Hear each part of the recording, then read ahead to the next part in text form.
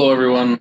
Doesn't look like anybody's going to be able to make it to the meeting, and I'm sorry if it was short notice if you found out a little later, but I'm going to give the information that I do have prepared for everyone.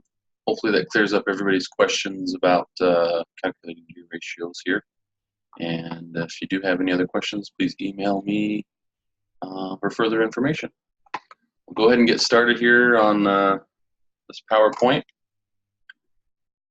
You follow my cursor here, so real quick, just super basic. This side is the side that's the engine's hooked up to, and that's what we call the input shaft to our transmission. This part here, the red section, is called the output shaft. It's hooked up to basically a drive line that's hooked up to our wheels, so that drives the car over here. This section here in the orange is our intermediate shaft or counter shaft, some people call it. These three shafts are not connected to each other. They can be, but in neutral, they just free wheel. All right. So if anybody's watched Brother Leonard Howe's video, this is some of the information that I got from him. So basically, it's just an overview of a few things that he has in his video, and I just wanted to emphasize that this shaft is not connected to this shaft unless it's in that fourth gear, which is the 1-to-1 ratio. So they spin freely from each other. Hopefully that helps you understand the power flow as we go through some of these gears. So just like in the video, it shows this as the third gear power flow. So we come from the engine side, right? Input shaft comes into input shaft gear. The first ratio that you have to calculate is the input shaft, which is input shaft gear ratio, which is right here. The important part is to remember is driven over drive. I believe Leonard said it a few times in the video, but that is the equation, there we go, that is used to simply divide the teeth of the driven gear over the drive gear. And it might be a little bit confusing because it switches back and forth. So the engine drives the shaft, right, because it's the input shaft. So the engine is driving the shaft, so that makes this gear the drive shaft. And this gear is being driven by the drive gear. So this one, in this instance, is the driven, and this is going to be our drive. But when we come across and come back into the output shaft, this one is our drive gear, and it's being driven by this gear. So this one is our driven gear, and this is our drive gear. And then it goes out, so it switches. And hopefully that makes sense. If you guys have any questions on that, you can give me an email, or we can talk again on a video chat if you'd like. So let's go ahead and dive into this and see what it looks like. So we have our equation up here, driven over drive, and we're going to calculate the third gear ratio that we just talked about. So first we have to, I'll take it back one slide. So first I talked about that input shaft gear ratio. So to calculate that, just like I said, we're going to use the driven gear, which is the bottom one here on the counter shaft, or the input counter shaft, intermediate shaft. And we're going to divide that by how many teeth are on the driven gear on the top. So if on paper it looks like 30 over 20, right? And we do the math and it comes out to 1.50 to 1. Now, this notation is very important. You always have to have, and it's important because the quiz is designed to only take this notation. So real quick, I'll show you right here. Oh, I don't know if I'm sharing that. Hold on just a second. We are going to share this screen.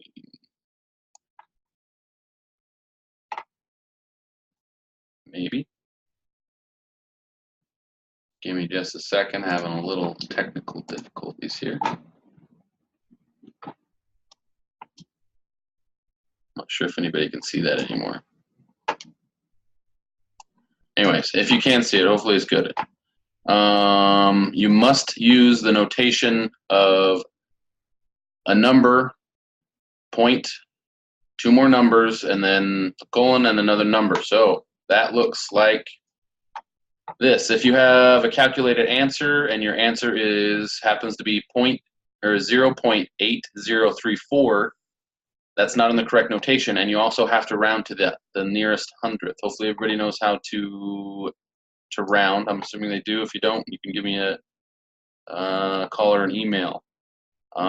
So the grade or the quiz is going to accept this answer. Once it's rounded off, you get 0.80, and a lot of answers that I've seen people put in the quiz would do just that. They do a 0.8 and a 0, or they'd leave off the 1 at the end. So the notation has to be in this format here. So you have to have something in the ones place, something in the tens place, something in the hundredths place, and then you have to have that to 1, because we're talking about gear ratios. So ones place, tens place, hundredths place, to 1. Just remember that. It has to be in that notation. So moving forward, this is the gear ratio that we've calculated for this particular input shaft in this transmission. So it's always going to be 1.5 to 1. It's never going to change. We never change the input gear ratio here. So moving on to calculate the rest of third gear, there's a couple parts to it, right? So we got the input shaft ratio, that's taken care of, and now we're going to move on to the next section. And remember, once we get down here, this turns into our drive gear, and this one up here turns into our driven gear. So that being said, this is third gear. We have the equation driven over drive, which is 26 teeth over, which is our third gear is 25 teeth. So over here we have 26 teeth over 25 teeth, gives us a ratio of 1.04 to 1. That's this particular gear ratio of these two gears. In order to get the final drive ratio that comes out of the transmission, you have to times these two ratios together. And if you can see down at the bottom of the screen here, it has one, sorry, that pulls up. I don't think I can move that around. It times multiplies our 1.50 with our answer we got here, which is 1.04, times them together, and that brings us to 1.56 to 1. So that is our final third gear ratio for the transmission. If you're talking about different gear ratios, you can also, this shaft runs out to a drive line, which generally runs into a differential, which will also have gears in it, which will also multiply the torque again before it goes out to the wheel. So you have to remember, this isn't complete final to the wheel gear ratio. This is just talking about this transmission in third gear, right?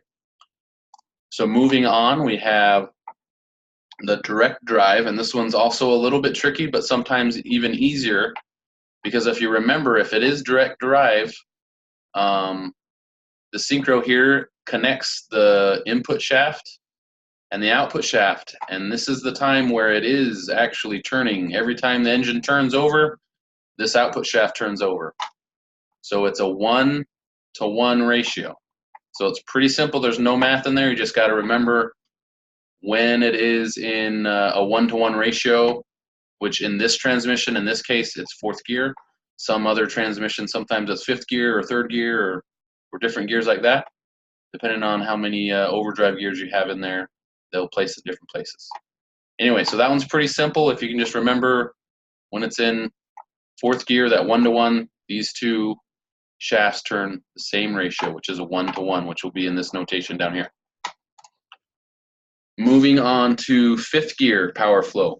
Very similar. We already had calculated our input gear ratio, so we don't need to calculate it again. It's never going to change for this transmission. It might change in your quizzes. I'm sure it will give you different numbers here and different gear ratios there. But just keep in mind, once you calculate it and it hasn't changed the transmission, then you're good to go, and you can keep using that as long as the teeth are the same for your input shaft gears here. All right, moving on to the fifth gear. So we come down through here, and remember, this is our drive gear, and up here is our driven gear. So we're going to go ahead and do our driven over drive, which puts us at 20 teeth divided by our 33 teeth, right? Our driven over our drive, and the math on that comes to 0.16 to 1. And that is unique because that is an overdrive gear ratio. And what that means is that it's less than 1. So the number for this is less than 1. So the engine turns over how many times per output, right? So the engine turns over 0.61 times, and this shaft turns over once. So this shaft is moving faster than the engine, correct? So that's our overdrive. This is what gives us our higher speeds and lower torque. So say like a 5th gear or 6th or 7th gear. I know today's transmissions have 9 and 10 gears in them, sometimes even more. And a lot of times they have many, many, many overdrive gears. They'll have normal gears like 1 through 3rd or 4th gear would be all of our overdrive gears, and then we would have several gears on top of that. Sorry, excuse me, I think I said overdrive. These are going to be our underdrive gears, which would give us our more torque and less speed. And overdrive is going to give us more speed and less torque. It's very similar to a bicycle. If you've ever driven a bicycle with gears on it, when you shift up into those higher gears, it gives you it's a lot easier to pedal at a higher speed, but you have a lot less torque, ability to climb up hills or mountains. But those low gears will allow you to have higher torque and a lot easier ability to transfer that torque to your wheel and get up those steep inclines. So moving forward to reverse gear. I'm sorry this was a little bit blurry, but our input gear is going to be the same, 1.5 to 1. And then our reverse gear comes through here. It has an idler here that we use. I didn't show that on the power flow, but it does go back to the idler and then back over to our reverse gear. So in a reverse gear, it's very similar. It doesn't matter if we put in a 3rd gear here. It doesn't change the driven overdrive. So our reverse gear has 13 teeth for our drive and 40 teeth for our driven gear.